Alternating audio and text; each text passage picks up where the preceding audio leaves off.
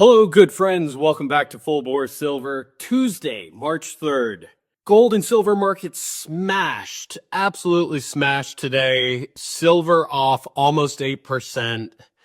Here's the Reuters headline. Gold falls as strong dollar and higher rates bets undercut safe haven demand. Who makes up these narratives? Andrew Sorkin at CNBC? Larry Finkelstein, Bill Ackman-Skeen? Who is making up these ridiculous narratives? Every single satellite, every piece of munitions, every aircraft carrier, every F-15 that Kuwait shoots down, they're all filled with silver. The demand for silver during a war is monstrous. Let's look back at World War II when the DoD at the time pulled 450 million ounces out of West Point for the Manhattan Project, the building of the bomb, and for all the war effort, all the industrial need. This is ridiculous. More COMEX paper smash, gold following suit, platinum. We've got the S&P and the Qs off 2 to 3%. The 10-year bond up almost 2% on a huge gap up. Nobody wants these bonds. Nobody wants U.S. Treasuries. Faith in America has eroded. Can you even imagine what is going to happen to the tourism trade in Dubai, in Qatar, in Saudi Arabia? A month ago, they were having comedy shows in Saudi Arabia with Tim Dillon. Well, he was kicked out of it because he's hilarious. But Dave Chappelle performed in Saudi Arabia. That is done. The amount of enmity that the United States is sowing among these supposed allies with this operation, you can't even put a dollar price on the amount of tourism revenue destruction that has taken place in the last 4 or 5 days. This is wild. Oil up over 8%. Now you guys understand why I have continually said you need to diversify the portfolio if you're investing in equities. This is why I have been so bullish partially on petroleum services, petroleum, natural gas. Number one, it's a way to diversify your portfolio. Number two, we are coming out of decades-long suppressed interest rate environment, and these assets have been hammered. If you look at it on a chart, I mean, we're at a downward angle to the XY axis. There is no room for these commodities to go but up. We have the sunsetting of the Permian Basin, and now we have this war where the largest choke point for petroleum in the world is completely shut down and there's bombs flying all over it. We're green on all these today. Ring Energy, GTE, Antero, Peabody, CVX, I think is even, Occidental. This makes up a significant proportion of my portfolio. In fact, oil and oil services, I have much higher in my portfolio than the mining companies. The charts have more room to run, in my opinion, than even miners. And miners are so low volume and they're so heavily manipulated. Of course, I do have a large stake in miners.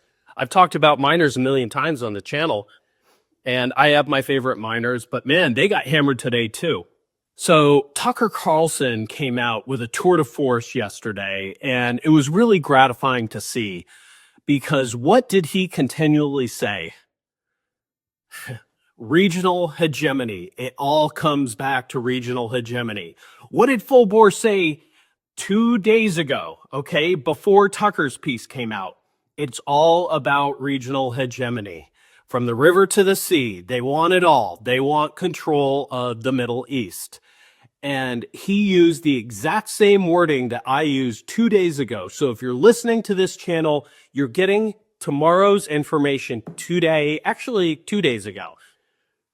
That's what we're bringing you here. This is original content. This is critically thought out. I have studied this stuff for 35 years. I have lived abroad. I have traveled to the Middle East. 95% of my commenters are fantastic, and I love you, and I really appreciate you. But I get the trolls that come through. There's not going to be any war in the Middle East. Okay, so they just steamed $1 trillion worth of military equipment over to the Middle East for nothing. BS. They want regional hegemony, okay? I had another person saying, you're only looking at one small component. You have to look at the big picture. We're not going to war. Well, I would like a 1,000-word written apology from all these people that said we weren't going to war, because I called it. I was right. You were wrong. I want the written apology. Another person that he was upset that I was covering this. I'm really sorry that this war has inconvenienced you, and I'm really sorry that I inconvenienced you with a 6-minute video the other day describing the regional hegemony theory. But, I mean, this is a typical American right now.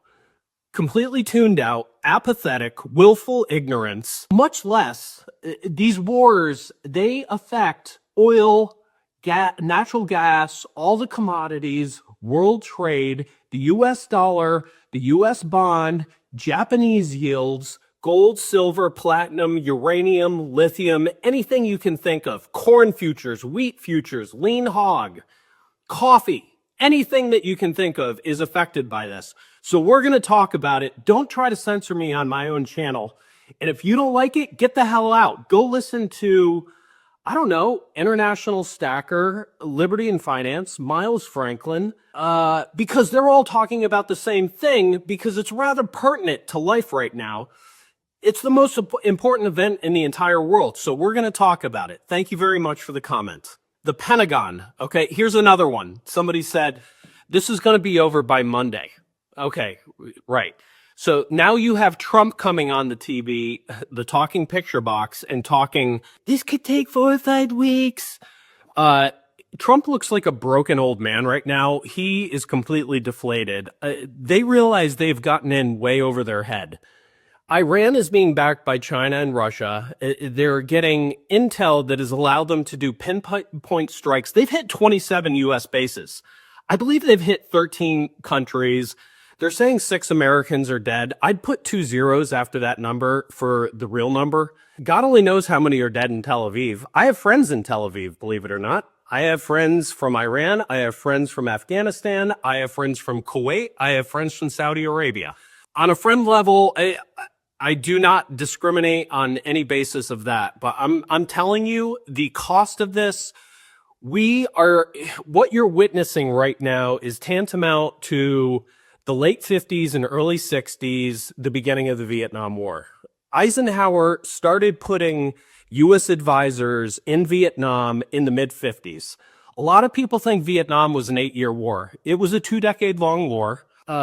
60,000 Americans died. The real number of deaths for Vietnam for another propaganda banker war was 3.5 million between Laos, Cambodia, North Vietnam, South Vietnam. The amount of killing of innocents and the amount of demonic Satan annihilation of human life was off the charts. And now we are seeing, we're slipping slowly into the quicksand right now. And there is no plan.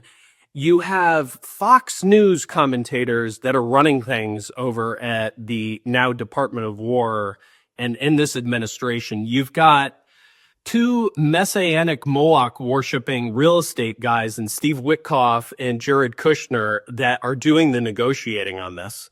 This is wild. Now they're talking about they're running out of Iron Dome missile supplies, Patriot missile batteries are running low. You think Ukraine is going to get any more weaponry? I mean, not that I'm for any proliferation of that, but this is incredible. Iran, they learned a tough lesson since 79. They literally have been in a war with the West since 79. Since the Shah, the Western installed Shah, and his Savak ran wild on Iran. Before that, you go back to the early 50s when the CIA overthrew Mossadegh. So we've been messing with this region for a long time, and they've been preparing. This is the country where chess was invented. You don't think they've been stockpiling and building at a furious pace all these suicide drones and ballistic missiles? Now they could be getting hypersonic, supersonic missiles from China. This is a really terrible situation, and it's wild. Now, hey, look out for the false flags that are going to take place on American soil to try to gin up support for this crap. We had an attack here in Austin at Buford's on West 6th Street. I lived 3 blocks up the street. I used to go to Buford's all the time in my less temperate days. A real shame for the civilians involved. You literally had this guy come out of central casting with a Property of Allah shirt on.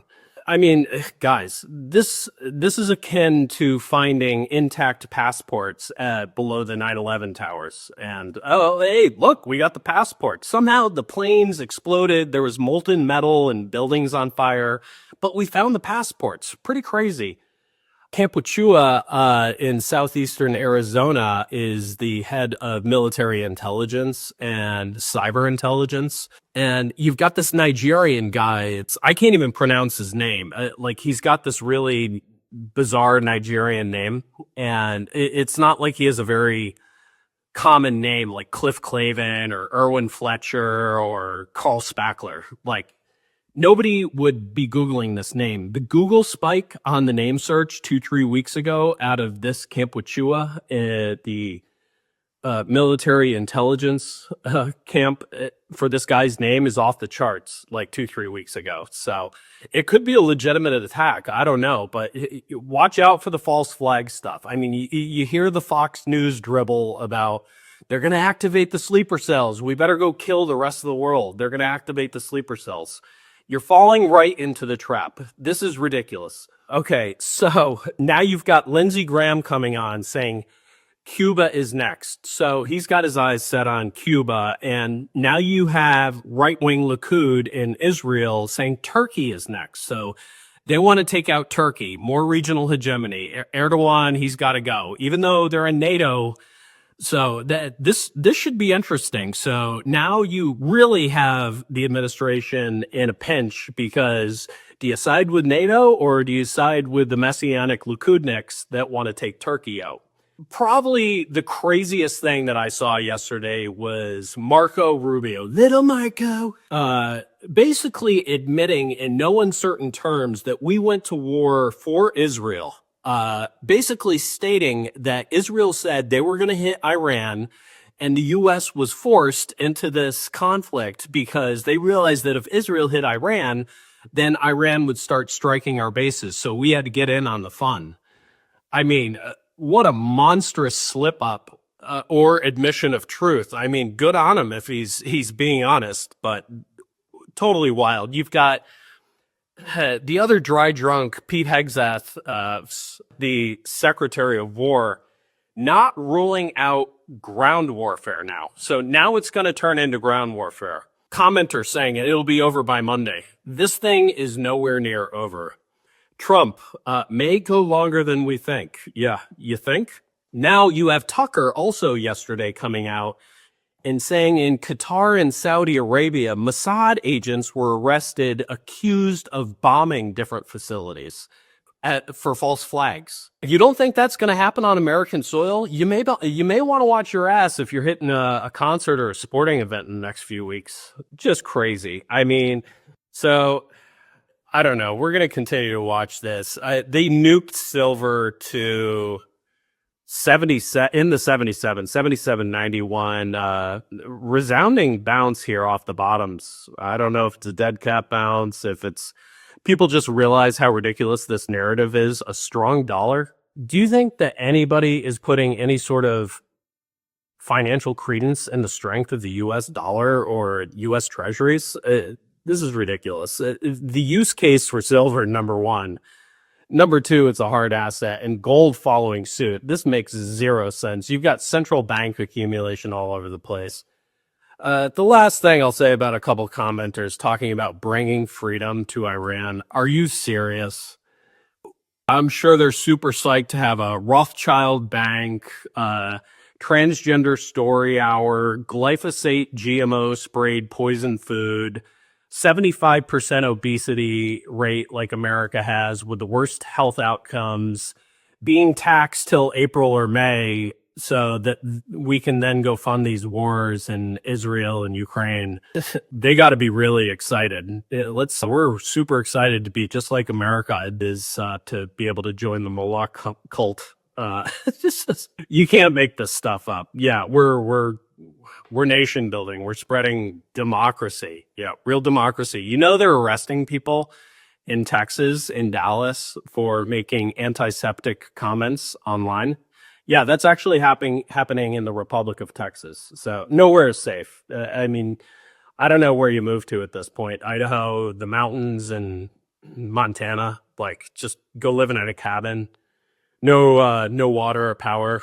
Ted Kaczynski style. I don't know what you do at this point, but yeah, it's silver bouncing off the bottoms. Silver strong. We love it. We're getting paid today on the oil stocks. Took a monster hit on the metals and mining stocks, but yeah, we'll see where it goes. War is generally profitable for precious metals, but obviously incredibly manipulated. And if they're manipulating futures and COMEX pricing like this, the only thing that's going to happen is that you're going to have APs and proxies for basically our enemies, foreign countries, coming in, standing for delivery, and just sucking more silver out of the United States. I mean, what a ridiculous, fraudulent system. So we'll continue to watch it, but thank you very much for tuning in, and we will keep you abreast of all updates and developments. Full Bore Silver, like, subscribe, share. Talk to you soon.